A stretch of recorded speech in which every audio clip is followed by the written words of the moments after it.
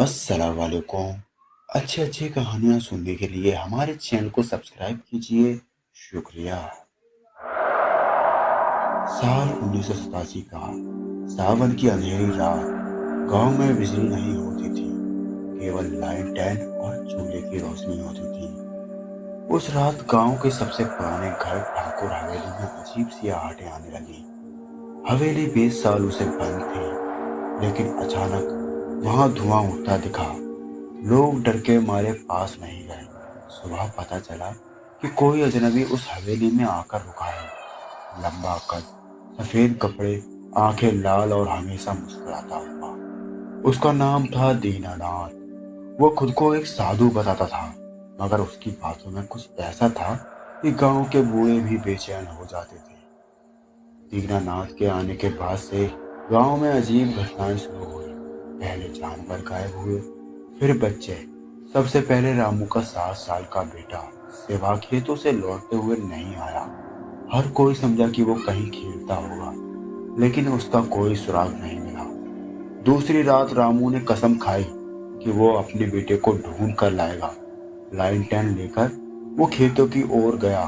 वो सुबह तक नहीं लौटा, लेकिन अगली सुबह गांव के कुएं से उसकी लाश मिली। आंखें बाहर निकली हुई, चेहरा पूरी तरह जला हुआ। उसकी छाती पर कोयले से लिखा था, जो दिखता है वो होता नहीं। गांव के बुजुर्ग दादा फकीरा ने उस दिन एक बात कही, जो किसी को पहले नहीं बताई गई थी। ये कोई इंसान नहीं, ये छलावा है, जो 60 साल पहले इसी हवेली से निकला था। फकीरा ने बताया कि जब वो जवान थे, तब ठाकुर हवेली में एक लड़की काम करती थी, बिंदिया। बहुत सुंदर, लेकिन गरीब। ठाकुर ने उसकी इज्जत छीन ली, और जब उसने विरोध किया तो उसे जिंदा जला दिया गया। उसकी आत्मा बदले की आग में जलती रही, और कुछ सालों बाद वो छलावा बन गई। ऐसी आत्मा इंसान का रूप धारण कर लेती है, और उसकी सबसे बड़ी ताकत होती है भ्रम। भ्रम फैलाना।